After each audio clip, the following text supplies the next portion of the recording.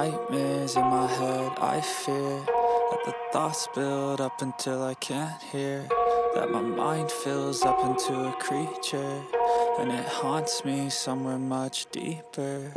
Anxiety, filling up every space, no privacy, and silently, it could build and build until you...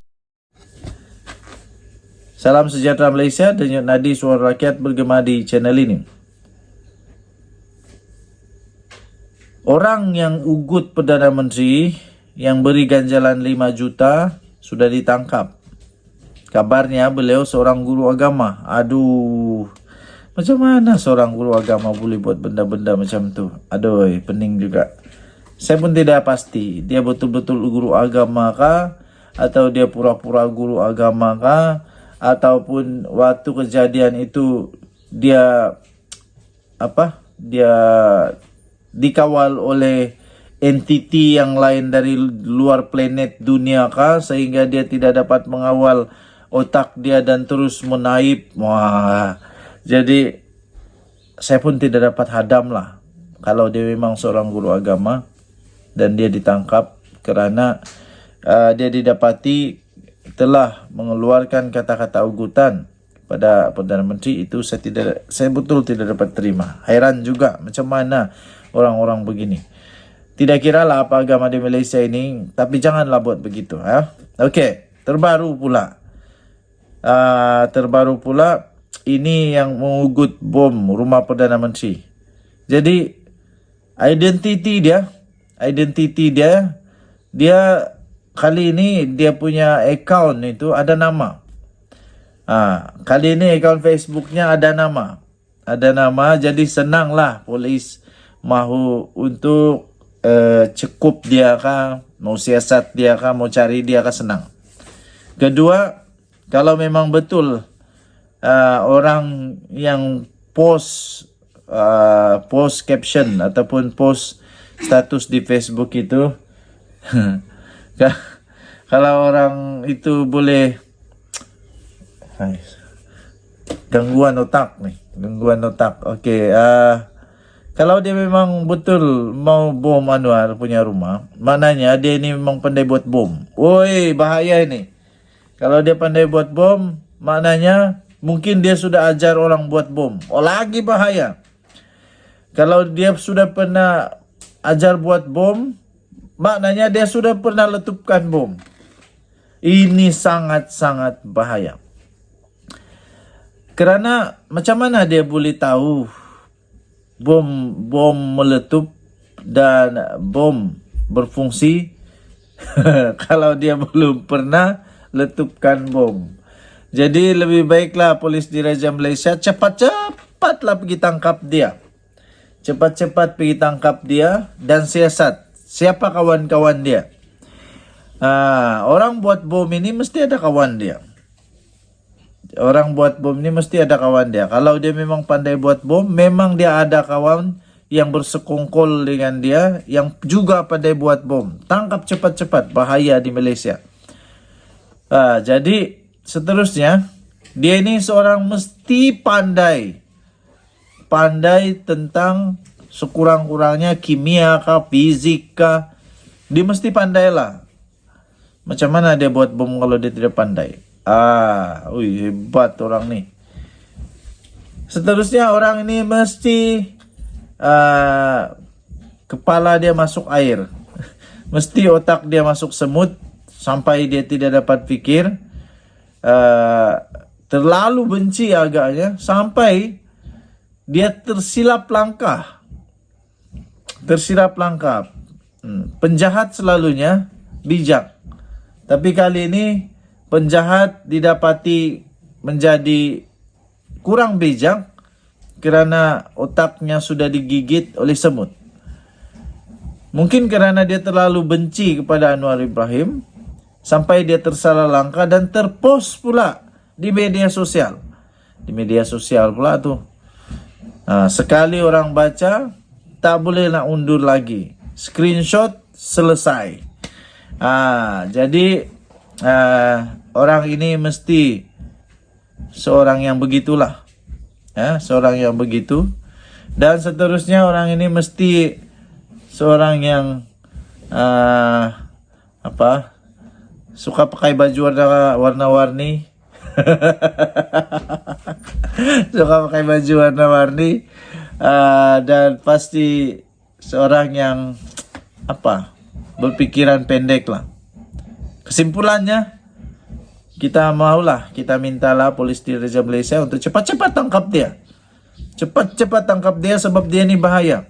Pandai buat bom. Mungkin pernah ajar orang buat bom. Lepas tu mungkin sudah kasih letup bom. Wah, ini bahaya. Malaysia bukan tempat untuk orang-orang begini. Dan jadi Suara Rakyat bergema di channel ini. Bye-bye.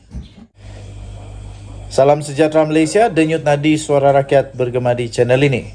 Pertama sekali saya ingin ucapkan tahniah kepada Perikatan Nasional yang sudah menang. Yang sudah menang di PRK Kemaman. Okey, walaupun begitu tiba-tiba ada lagi pula spekulasi kawan-kawan main-main. Dorang main-main lah. Dorang buat lawak jenaka. Kononnya sekali lagi PRK ni mungkin batal dan buat lagi. Dulu dorang bilang dibatalkan kerana ada rasuah. Jadi saya tanyalah, jadi kenapa apalagi sekarang pula punya isu? Kenapa pula kali ini kena batal lagi kalau dulu rasuah? Kali ini apa lagi? Takkanlah pula hanya kerana Muhyiddin Yassin yang sedang disiasat dan disahkan oleh Timbalan Ketua Polis Negara bahawa kertas siasatan telah dibuka kepada Muhyiddin Yassin untuk disiasat kerana didakwa telah mengeluarkan kenyataan-kenyataan yang menyentuh 3R. Takkanlah pula itu pun akan jadi isu sehingga menyebabkan PRK ini batal. Takkanlah pula, saya kata dengan kawan-kawan. Tapi mereka kata, mana tahu rasuah lagi? Tidaklah. Kali ini saya rasa terbukti bahawa di Kemaman memang Perikatan Nasional kuat. Ternyata semua undian-undian secara terbuka di dalam channel saya yang saya buat untuk PRK Kemaman ini ternyata terpesong tersalah lah. Dan PN bukan saja mengekalkan kemenangan tapi juga telah membuatkan majoriti jauh lebih besar daripada sebelum ini. Jadi bolehlah dikatakan pada ketika ini Kemaman ini adalah kubu kuat Perikatan Nasional, kubu kuat untuk PAS, ya. Jadi adakah selepas ini pula Menteri Besar Terengganu ini seperti yang disuarakan oleh Mahathir yang kata dia ini layak jadi Perdana Menteri? Kemudian Muhyiddin pun kata dia ada kualiti menjadi Perdana Menteri. Adakah akan jadi kenyataan? Ataupun kualiti yang Muhyiddin nampak dia itu jadi Perdana Menteri adalah seperti kualiti dia. Yang ramai orang kata dia ini PM gagal. Perdana Menteri gagal Malaysia, Muhyiddin Yassin. Walaupun saya tidak setuju dia gagal, tapi ramai orang cakap dia gagal lah. Kasihan juga kepada Muhyiddin Yassin. Jadi Perdana Menteri yang amat pendek. Sekejap saja sudah pun terpaksa lepas jawatan kerana rakan dalam kerajaan sendiri tidak lagi percaya dia sebagai Perdana Menteri dan akhirnya dia terpaksa letak jawatan. Okey, jadi tetap spekulasi, tapi saya harap spekulasi ini tidak benar. Saya harap spekulasi ini adalah spekulasi yang tidak benar. Kerana jangan lagi lah ada PRK lagi. Jangan lagi, tolonglah. Dan tolonglah jangan lagi ada rasuah dalam pilihan raya. Membazir duit Malaysia, membazir duit negara. Ingat berapa ringgit membuat PRK, ingat sikit-sikit. Kalau PRK punya duit itu dibuat untuk bantu rakyat miskin, berapa ribu orang boleh dibantu? Berapa ramai pelajar-pelajar miskin dapat dibantu. Jadi saya tolak spekulasi ini dan saya juga berharap semoga spekulasi ini tidak benar. walaupun hanya main-main, lawak jenaka, melawak kawan-kawan buat joke sebenarnya, tapi walaupun joke, saya dengan serius menolak joke ini daripada berlaku kenyataan. Saya tidak setuju kalau ada lagi PRK. Saya tidak setuju kalau ada lagi. Dan harap-harap tiada lagi lah rasuah dari siapa-siapa lah. Tiada lagi rasuah. Hentikanlah rasuah. Kalau main dengan jujur. Kalau main politik yang baik. Jangan buat politik yang berdosa.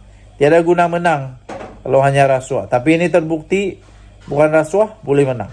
Tahniah diucapkan